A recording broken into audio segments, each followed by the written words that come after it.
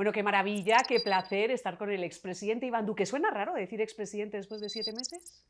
No sé, la verdad, primero un placer verte, Eva, y un gusto estar contigo en este proyecto que estás adelantando, que por cierto, felicitaciones y bueno, aquí disfrutando también una nueva etapa de la vida, dedicado a mis temas académicos, a mis hijos y disfruto mucho que podamos conversar.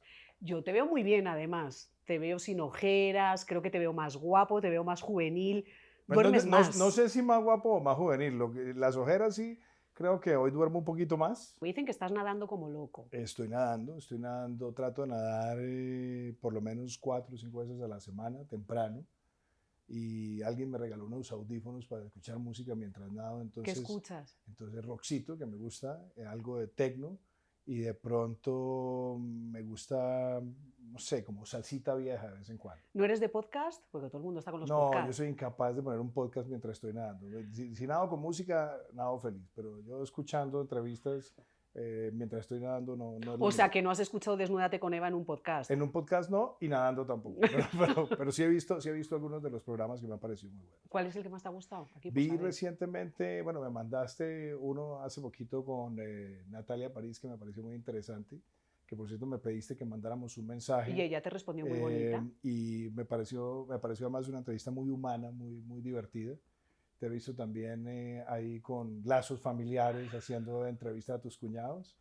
Entonces me parece que es un muy buen proyecto y felicitaciones también. Iván Duque de presidente, ¿cuántas noches dormías en casa? Yo siempre trataba a lo largo de la semana de dormir en la casa.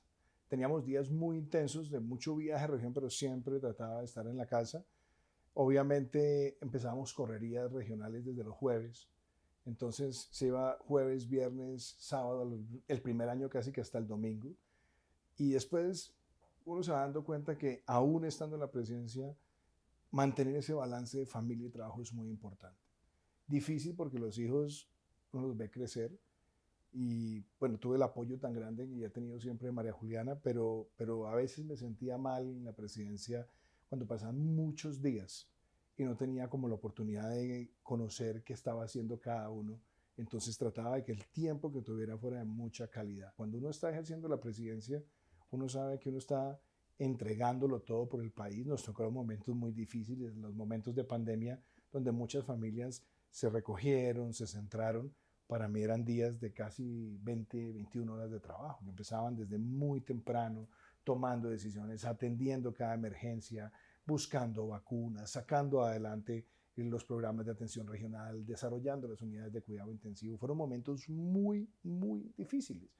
Y hoy me doy cuenta que mientras muchas familias tenían la posibilidad de compartir más tiempo en el día, aunque estábamos en el Palacio de Nariño, también la exigencia del trabajo fue muy grande. Hablabas de que en momentos de pandemia, que me imagino que eso debió de ser en los 4 años de y pospandemia, pero trabajabas 21, 22 horas.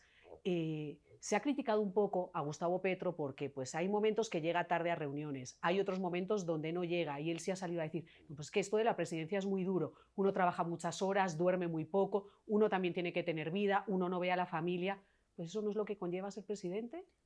Desde luego, desde luego ser presidente es muy exigente, pero es muy exigente en todo sentido. Es exigente mentalmente, físicamente, espiritualmente, y es muy exigente también en la forma en la que tienes que mantener los balances. Porque en la presidencia tú llegas porque te eligió una mayoría, pues tienes que gobernar para todos. Ser presidente no es que aquí me eligieron con mis ideas y yo se las paso por encima a todo el mundo, a las buenas o a las malas. No. Ser presidente es tener que entender y discernir cuáles son las necesidades de cada grupo de la población y cómo uno tiene que saber que las cosas que el país tiene hoy buenas no ocurrieron por arte de magia, son parte de un proceso evolutivo, que las cosas se fueron dando paso a paso. Por eso una de las cosas que yo más critico de muchos políticos es el adanismo, que creen que con ello se refunda la república y vuelve a empezar el mundo, entonces hay que poner todo patas arriba. ¿No? Uno tiene que entender las cosas que se han construido con el esfuerzo de quienes venían de atrás. Y es muy exigente también jamás dejar de llevar ni por el odio, ni por la rabia, ni por las tensiones. ¿Qué papel quieres jugar tú? Y te lo pregunto. Hay muchos que estaban esperando de ti que te dijeras como la voz de la oposición, como el jefe de la oposición. y dicen que te ven un poco difuminado, que no ven a un Duque tan presente como debería de estar. No, ¿Ese es el que tú quieres? es que, a ver, Eva, la labor de los expresidentes no es liderar oposiciones. Primero, yo siempre he sido bastante reacio a los caudillismos. No creo en los caudillismos. Yo creo que la política tiene que ir generando nuevos liderazgos. Yo ejercí la oposición cuando estuve en el Senado y la ejercí con la proposición. Fui presidente y goberné con mis ideas. Pero que yo hubiera salido de la presidencia a ejercer la oposición al segundo día no era ni siquiera lo que respondía al talante, ni mucho menos a la necesidad que tiene el país. Yo creo que hay que dejar que emerjan nuevos liderazgos en Colombia. Y creo que se están viendo nuevos liderazgos y a mí eso me parece bien. Expresidentes, caudillistas, no creo en eso.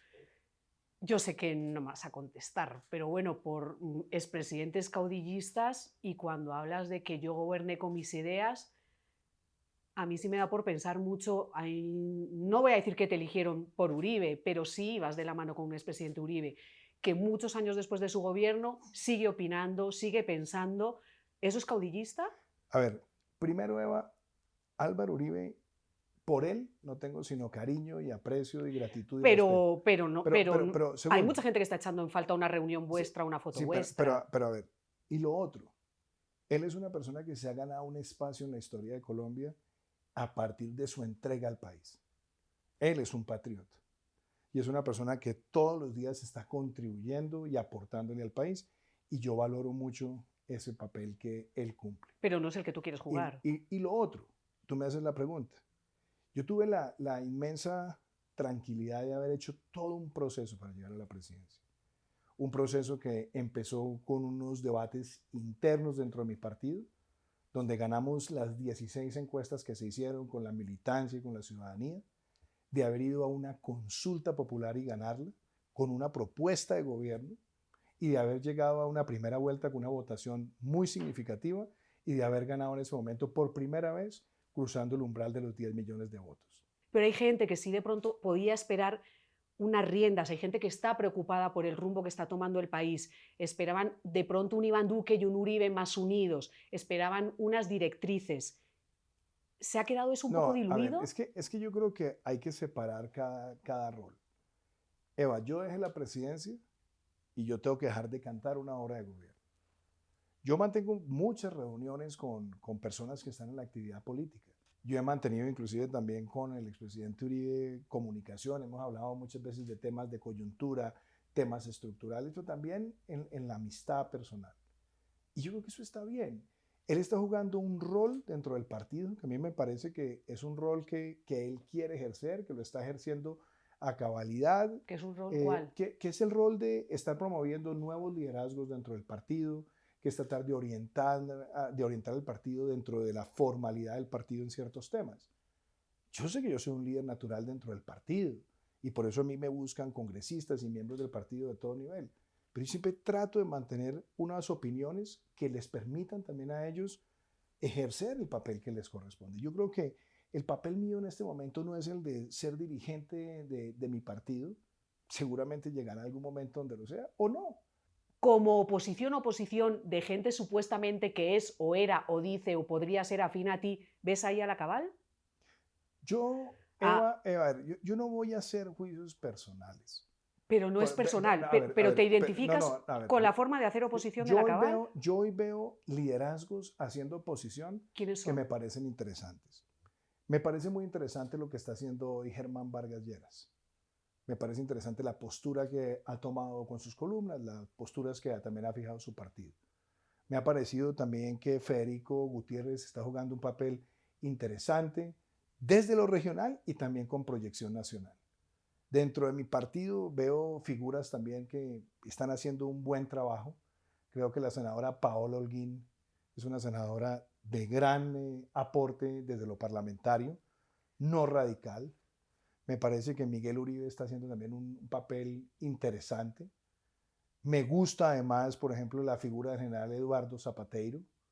Veo también, no tanto desde la oposición, pero sí con liderazgo político, con proyección en el territorio, la labor que está adelantando Jaime Pumarejo, también en Barranquilla. He visto a Fernando Ruiz haciendo un trabajo interesante en los temas de salud, a José Manuel Restrepo en la parte económica. Veo ahora de cara a las elecciones locales a Diego Molano. Veo también figuras emergentes dentro del Centro Democrático como Daniel Palacios queriendo aportar y jugar un papel.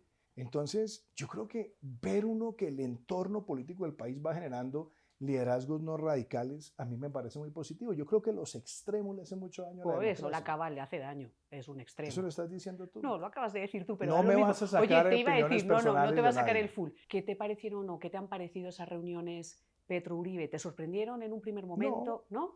no, porque, Hombre, pero tú bueno, te levantaste por la mañana, Petro se reunió con Uribe y tú dijiste, no, lo más normal del mundo, no. a mí me parece normal. ¿Sí? Sí, yo no le veo problema a ese tipo de reuniones desde el punto de vista político.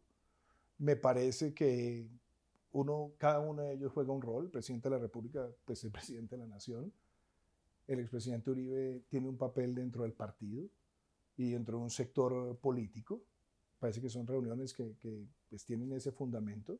El otro día sentado, pues no en este mismo sofá, porque este es el de tu oficina, pero en el de su oficina, que era la del expresidente Ernesto Samper, cuando le preguntaba lo mismo sobre las reuniones, si le había sorprendido Petro Uribe, él me decía, pues mira, me parece que está bien porque finalmente Petro está haciendo lo que no hizo Duque. Duque nunca recibió al jefe de la oposición, que era Gustavo Petro. ¿Nunca lo recibiste? Yo creo que como todo, ¿no? A veces hay personas que les gusta distorsionar la realidad. Si usted se da cuenta, Eva, y ve lo que fue el comportamiento de muchas políticas públicas en nuestro gobierno, nosotros manteníamos reuniones con la oposición en el Congreso de manera permanente. Pues y ahí también estuvo el entonces senador Gustavo Petro. Entonces, reuniones, claro que hubo. Uno sabrá si hace reuniones más participativas, menos ¿Más participativas, si participativas es las más hace, grandes o más sí, más pequeñas? grandes o más pequeñas. Eso ya es al querer de cada presidente. Ya voy a terminar con este tema. Si te llamara Petro, ¿te sentarías con él? Como expresidente, después de haber ejercido la presidencia, siempre estaré listo para aportarle a mi país. Mejor Con dicho, sinceridad y de manera te la propositiva. voy a poner. Petro te llama mañana y tú te sientas con él. Salgámonos de si la pregunta la Te la hago formula el yo. presidente Petro o no. Tú me la haces y yo te voy a decir lo siguiente. ¿Qué te preocupa? Nosotros pudimos navegar la tormenta del COVID-19 como país y terminar en el índice de resiliencia frente a la pandemia como el país número 1 de América Latina y el segundo del hemisferio. ¿Por qué? Porque tomamos decisiones correctas, pero también porque teníamos un aparato en el sistema de salud robusto y que ha sido exitoso en el tiempo. ¿Y ese aparato con qué se ha construido? Con la convivencia entre el sistema privado y el sistema público. Y desbaratar esa convivencia con un espíritu estatizador y acabar la intermediación y acabar el aseguramiento y acabar la inversión dinámica que nos permitió a nosotros tener más de 5.300 unidades de cuidado intensivo cuando estalló la pandemia por encima de muchos países de América Latina, a mí me parece un grave error, porque es adanista. Solo voy a hacer un comentario. No querías poner nombres, pero Petro y metes aquí a danista, está claro que hay una similitud. La reforma es adanista. La está haciendo Gustavo Petro. La reforma es adanista. Y yo creo que el país ha visto las complejidades de los prejuicios de carácter ideológico que ha tenido la ministra frente al sector de la salud. Es que dejar el país desabastecido de medicamentos, porque es que no pueden llegar medicamentos importados, es un error garrafal. Porque el ciudadano que necesita una medicina, él no le importa si está producida en Colombia o en otro lado, lo que le importa es tenerla a la mano para poder tratar su necesidad. Y eso ya voy al sentido de que una reforma no puede tener sesgos ideológicos. Las reformas se tienen que soportar en la evidencia técnica de lo que más beneficia a la mayoría de ciudadanos. O sea, el gobierno tiene sesgos ideológicos. La reforma los tiene. Es que me estás preguntando sobre la reforma y la reforma claramente los tiene. Reforma laboral, ¿qué no te gusta? ¿O qué te preocupa? Tengo una preocupación y es esa frase que dice que de buenas intenciones está pavimentado el camino al infierno. Es muy cierta cuando se ven sesgos de carácter ideológico y casi que sesgos prosindicales. Yo respeto a los sindicatos. Tuve muchas conversaciones con ellos, pero aquí tenemos que partir de una base. El país tiene que seguir formalizando empleo. Y lo primero para que sea sostenible un sistema de seguridad social en el tiempo es que el sistema sea capaz de formalizar empleo y sea capaz de integrar a nuevos jugadores. Si lo que haces con una reforma es aumentar los costos laborales de tal manera que las empresas no tengan incentivos para contratar, no vas a formalizar y no vas a generar más empleo. Y lo que es aún peor, puedes perder empleo porque vienen también sobrecostos que en un momento donde la economía mundial se está resintiendo, pueden terminar siendo procíclicos y aún más afectar lo que el país necesita hoy es más emprendimiento. Si un emprendedor dice hoy, el costo tributario, más el costo laboral, más el costo de emplear, no me es beneficioso, ¿quién pierde? Pierde Colombia. ¿Y quién pierde? Ese joven, esa joven que está buscando tener su primer empleo. Entonces creo que hoy la reforma tal cual está presentada es una forma de prácticamente aniquilar la vocación emprendedora que tiene Colombia. ¿Eso también viene con sesgo ideológico? Sin duda alguna. No sé si te lo has planteado tú en algún momento, pero dices, pues porque evidentemente la Constitución ya estaba así, pero ¿te hubieran gustado otros 4 años para consolidar lo que tú empezaste? Colombia tuvo 2 gobiernos de 8 años. Después se prohibió la reelección. Hoy solamente puede ser revivida a través de una asamblea constituyente, hoy solamente puede ser revivida a través de un referendo con unas pautas supremamente estrictas. Entonces, yo siempre preferí nunca abrir esa conversación, pero bueno, sino pero gobernar, pero... los 4 años. Ahora, tú me preguntas, si hubiera existido la reelección, sí, seguramente me hubiera presentado a la reelección. Y muy seguramente hubiera estado en la segunda vuelta y muy seguramente hubiéramos ganado. Es más, yo veo que Emmanuel Macron llegó a la segunda vuelta con el 25-30%. El expresidente Santos llegó a la segunda vuelta en el 2014 con el 25, 26, 27%. Esa no es la conversación. No, yo pero creo que si hubiera existido era... seguramente lo hubiéramos hecho. Pero como no está, yo siempre me mentalicé para gobernar los 4 años. Y yo creo hoy que viendo la historia de Colombia, uno tiene que ser respetuoso del periodo presidencial para el cual fue elegido. Por eso, pero bueno, mi pregunta no iba a que ser respetuoso, no, ya evidentemente gobernaste tus 4 sí, y ya, correcto. Pero sí a veces le quedan a uno cosas en el tintero diciendo si hubiera tenido otros 4 hubiera podido hacer todavía esto más. Seguramente, uno siempre hubiera podido hacer muchas cosas más, pero ese es el reto también de la democracia. Es que yo creo que la democracia, una de las cosas que más la enriquece es la alternancia permanente del poder. No solamente es elegirse a través de elecciones, no solamente es tener una división del poder, no solamente es tener pesos y contrapesos, sino la constante renovación del poder ejecutivo me parece que es un pilar fundamental de la democracia.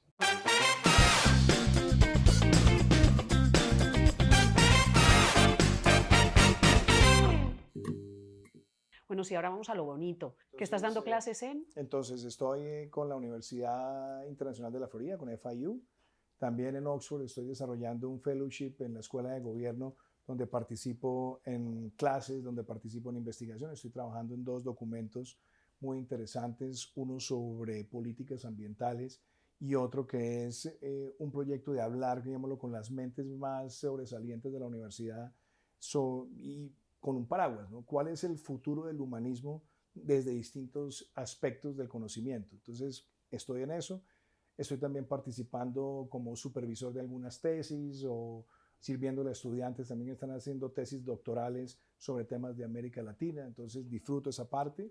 Estoy con el Woodrow Wilson Center en Washington, donde estoy dirigiendo el programa que ahora se llama Prosperidad y Libertad en las Américas, y donde queremos llevar una discusión sobre democracia, sector privado, participación, medio ambiente, migración y hacer sugerencias de política pública.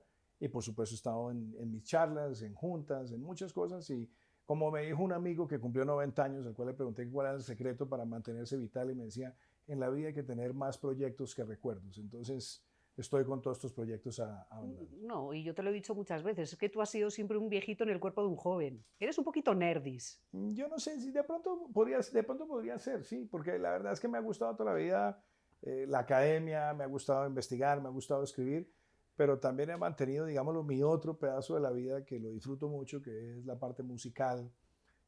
Estoy ahora también intentando aprender a producir.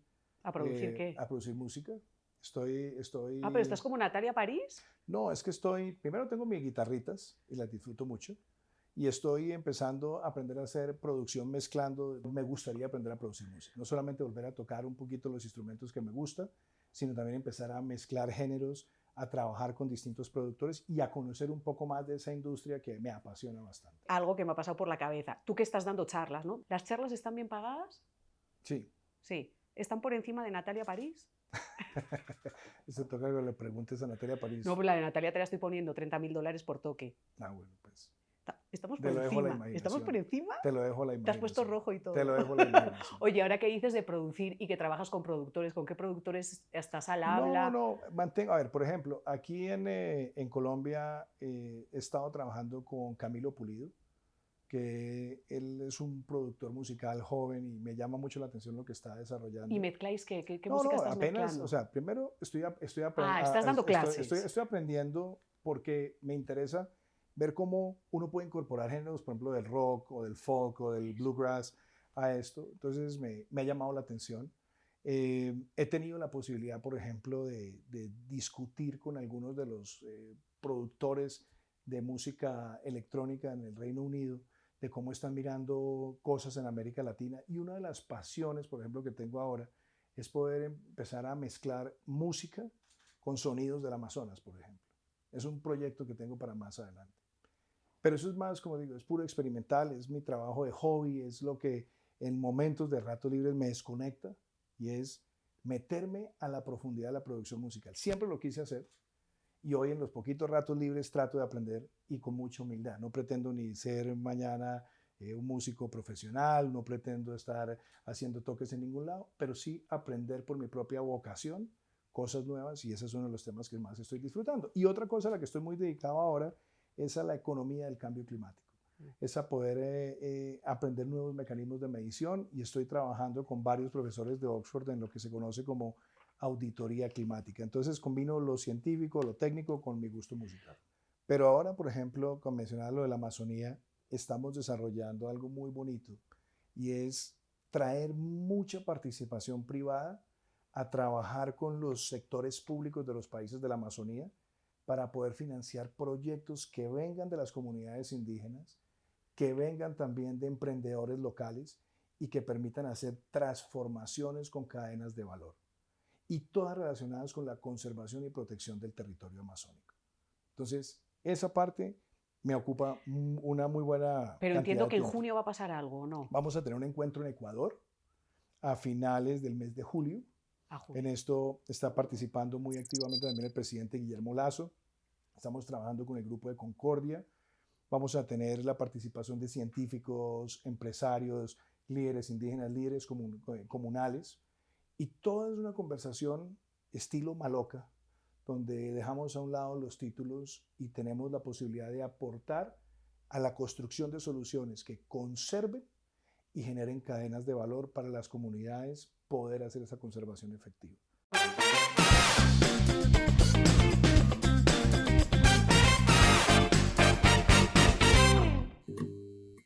Preguntas rápidas con respuesta rapidísima. Tienes que elegir, te tienes que mojar. Pues, a ver, ¿Carlos Vives o Juanes? No, yo creo que los dos un poquito. ¿James o Falcao? Me queda muy difícil porque a los dos los aprecio mucho y los admiro mucho también. Dudo porque son equipo. ¿Rigo o Nairo? También, es que las está poniendo muy complicadas porque los dos, porque es que son dos complementos perfectos, pero los dos los admiro mucho y soy amigo de los dos. ¿Vino o whisky? Vino. ¿Uribe o Petro? Uribe. ¿Cabal o Laforí? Ninguno de los dos. ¿Maluma o J Balvin? A los dos los aprecio mucho y también me gustaría verlos haciendo más dúo. ¿Shakira o Karol G? Me gustan cuando hacen dúo. ¿Arriba o abajo? Depende. Las dos. ¿De qué pende? ¿De qué pende? De la ocasión y de la luz. ¿Presidente o expresidente? Las dos. Presidente con pasión y expresidente con pasión.